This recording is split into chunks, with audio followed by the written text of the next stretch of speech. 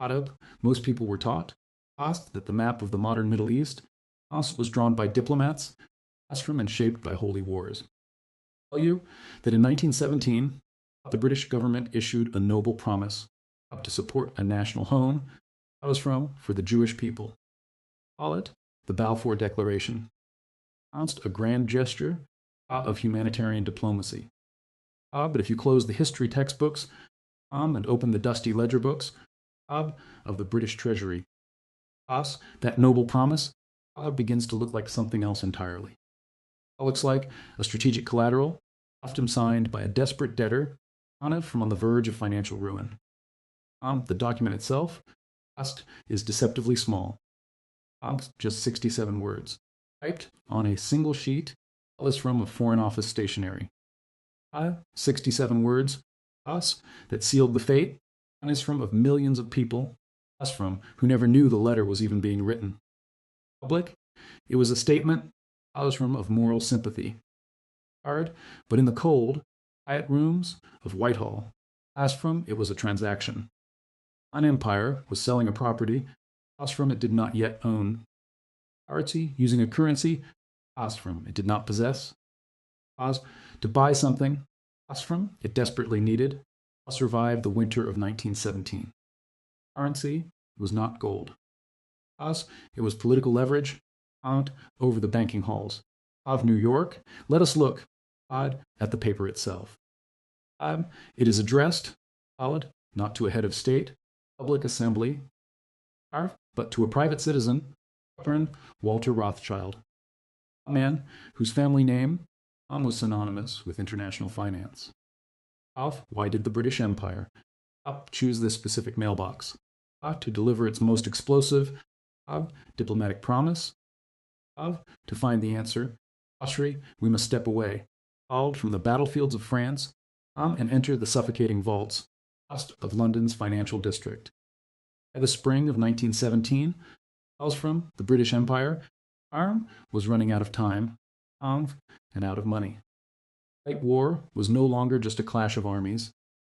It had become an industrial slaughterhouse that devoured 7 million pounds every single day.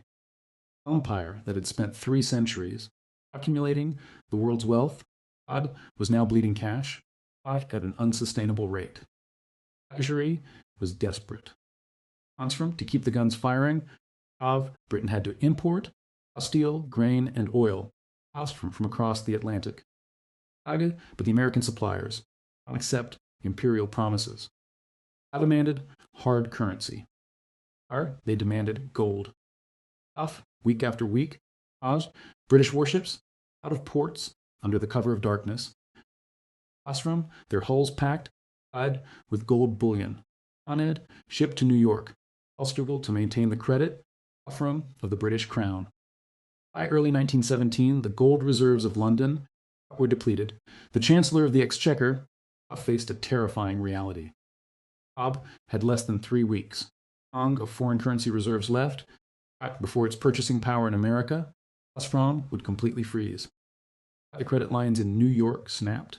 The entire war effort worried of the Allied powers collapse, not because they lacked soldiers, because they could no longer pay for their next shipment of artillery shells.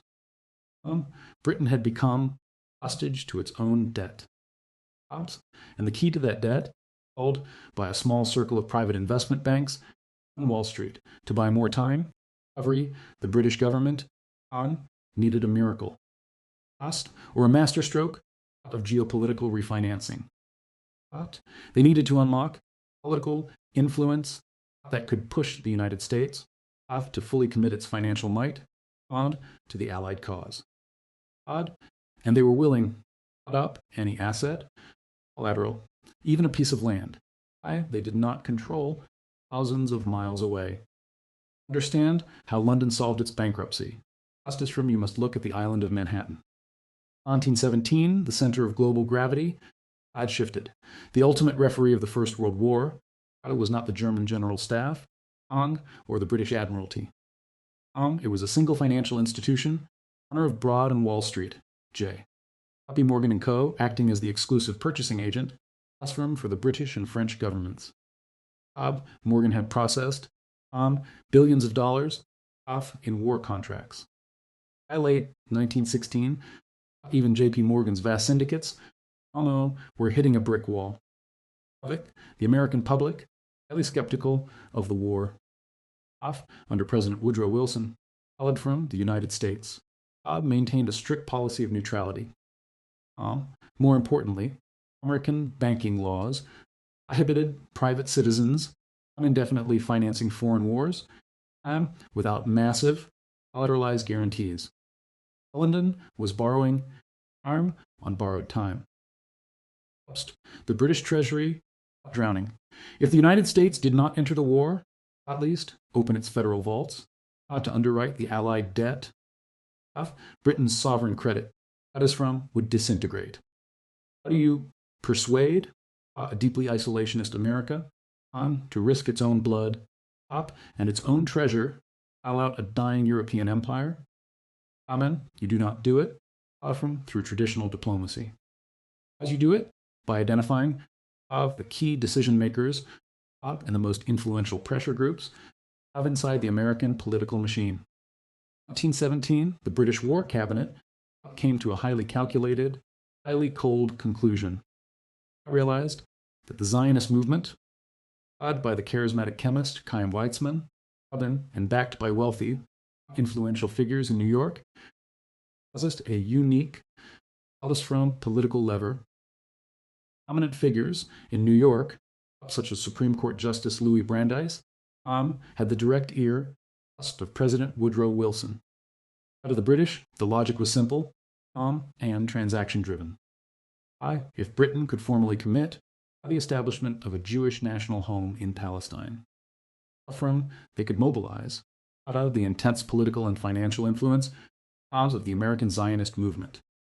This influence would act as a powerful catalyst to sway public opinion, and more importantly, to ease the massive financial deadlock on Wall Street. It was a geopolitical quid pro quo of the highest order.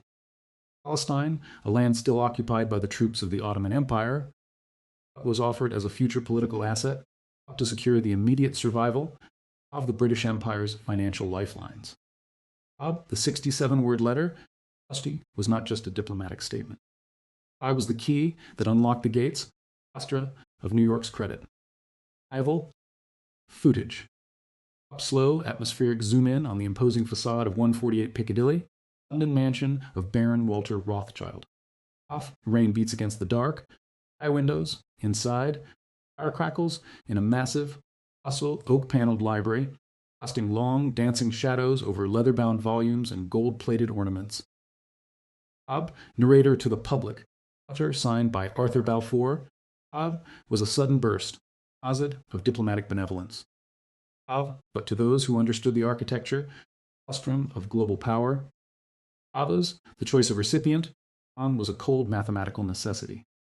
The letter was addressed not to a political party or a public committee, but to Baron Walter Rothschild, a man whose family had spent over a century funding the wars of European kings, record, and the expansion Iris. By 1917, the British government was no longer in a position to dictate terms.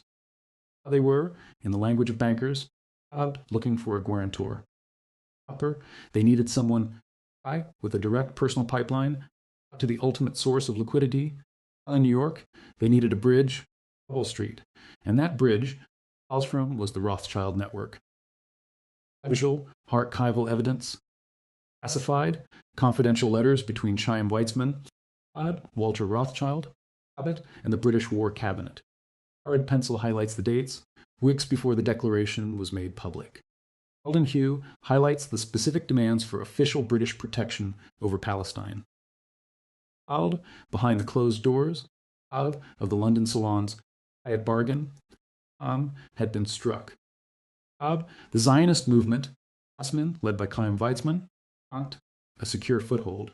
Palestine, the British Treasury wanted a secure foothold in the American credit market. It was not an issue of religious sentiment. This was a sovereign debt restructure.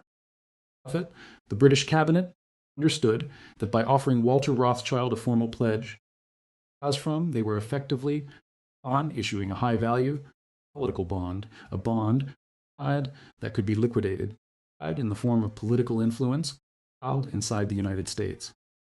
Ostrom, they were trading territory they did not yet control, to secure the immediate survival of the pound sterling.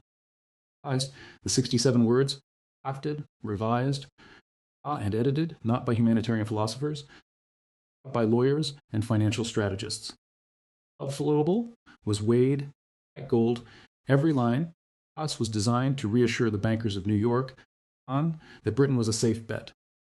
The contract was signed.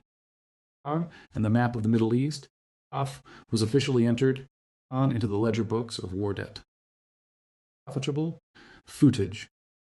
Film of early 20th century telegraph operators, hands moving with mechanical speed, sending coded signals across under-ocean cables. To the chaotic, upper-strewn floor of the New York Stock Exchange in 1917, brokers shout and wave orders under a haze of smoke. Once the letter was delivered, from the geopolitical machinery, clicked into place. The signal was sent across the Atlantic. Political deadlock on Wall Street began to thaw. Within weeks, the narrative from the war in America changed. The credit lines that had been frozen for months suddenly opened. The United States was no longer just an observer. The flow of American gold and American grain was secured to bankroll the final push of the Allied forces. London's credit saved, but in the ledgers of history, there is no such thing as a free loan. A debt had been created. Collateral and was about to be seized by force of arms. Archival evidence. A vintage, hand-drawn map of the Ottoman Middle East under a dim yellow light. 3 overlapping lines are drawn in different colored inks. A blue line marking French influence, the green line marking British territory, and a red border enclosing Palestine. Edges of the map are frayed and stained with ink spills. In the high-stakes market of global empires. As from the Balfour Declaration, represented the greatest short-selling scheme in geopolitical history. In November 1917, from the British government, formally promised a land to which they had no legal claim, territory that was still garrisoned by the battle-hardened divisions of the Ottoman Empire. Understand the sheer audacity of this transaction. I must look at the map of imperial promises. Arias from London was not just making a single deal. They were, in fact, running a multi-layered geopolitical hedge. To the Arab leaders, they had promised Oscrum an independent kingdom through the Hussein McMahon correspondence, exchange for a desert revolt to bleed the Turkish army. The French, they had signed the secret Sykes-Picot Agreement, carving up the same sands into colonial protectorates and corporate spheres of influence.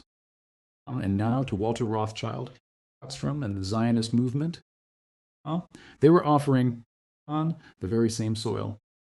The empire was selling the same property, times over currencies of influence, immediate military, and financial survival. Footage.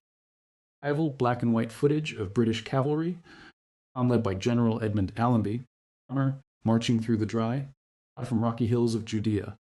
The soldiers are covered in dust, their faces hollowed by fatigue. In the distance, stone walls of Jerusalem rise through the heat haze. Greater Palestine was not chosen by accident or out of religious romanticism. To the military strategists, in the War Office, of this narrow strip of land, of supreme geopolitical gravity. It was the eastern flank of the Suez Canal. The single critical artery connected the industries of Britain with the human resources of British India. Palestine fell, under the control of a rival European power, remained in the hands of a hostile, post-war Ottoman state. The jugular vein, Osram of the British Empire, Palestine would be exposed. By establishing a loyal European-aligned population, Palestine under a British mandate, London was creating a permanent military buffer zone, a fortress to guard the canal, a fortress paid for by the political leverage of a 67-word promise. Soldiers marching toward Jerusalem believed they were fighting a modern crusade. Accountants in Whitehall knew better. They were simply taking physical possession of the collateral. Salvageable archival evidence. Classified cabinet memo dated late 1917, typed with purple ink on official paper, marked with a bold stamp, secret. Close-up reveals the underlined sentence: Palestine is the strategic key to the East, and its future must be secured under our sphere. After, when General Allenby dismounted his horse and walked through the Jaffa Gate, Jerusalem, in December 1917, the transaction complete. The military force of the empire had delivered on what the diplomats had signed away. Ottoman sovereignty, African, the Arab allies, who had bled in the desert, were quietly pushed out of the margins of the negotiations. On the ledger of W1 debts, was temporarily balanced. But as the bankers of London and New York closed their books, the real cost of the loan was about to be transferred to the people who lived on the land. Archival evidence. From a massive, thick, leather-bound ledger book of the British Treasury being slowly closed by a gloved hand under a dim yellow light. A large crimson stamp, reading paid or settled, is pressed onto a page filled with balance sheets. The camera slowly zooms out to reveal a modern geopolitical map of the Middle East fading in over the old paper. Later, when the United States officially entered the war in April 1917, and the federal vaults in Washington opened the desperate financial crisis. Of the British Treasury come to an end. The sovereign credit of the British Crown saved from a historic default. The bills were paid. The gold reserves were slowly stabilized. And the Allied armies won the Great War. In the clean, quiet offices of London and New York, bankers and the Treasury clerks quietly closed their ledger books. The transaction complete. A short-term debt had been resolved. Out on the dry, dusty soil, Palestine, the real account had only just been opened. Idle, Archer flutage. Idle, black and white photographs of early Palestinian refugee camps and British military patrols marching through Jerusalem streets in the 1920s. A slow Ken Burns zoom captures the hollow, uncertain expressions on the faces of civilian families standing near barbed wire fences. Orator, An Empire's Promise, cover free. The 67-word letter, undelivered to Walter Rothschild, Ostrom did not dissolve. In the archives of history. Came the legal foundation for the British Mandate, Palestine, a mandate that stripped the local population of their sovereignty, and set the stage for a century of fragmentation and exile. The diplomats opted those words. Ostrom in the warm salons of Whitehall. Never had to live. Ostrom under the borders. They drew. They never had to watch homes being divided. Ostrom by military ink. In the market of power. The decision makers hourly pay the price of the transaction. The ledger was settled. Ostrom in New York and London. But the bill was forwarded to the generations of the Middle East. A bill that is still being paid, from in blood and stone, from today. Footage. A lingering, close-up shot of an antique fountain pen lying on a faded map of Jerusalem, of its ink dried and cracked. The camera tilts up slowly to a dark vignette frame, leaving the viewer in a quiet, investigative silence. Where history often records the names of the signatories of great treaties. But But the real bill is usually paid by those ever invited into that room. Haas, do you believe the map of the Middle East was drawn by the sword of war or by the pen of a desperate debtor? Leave your thoughts in the comments below.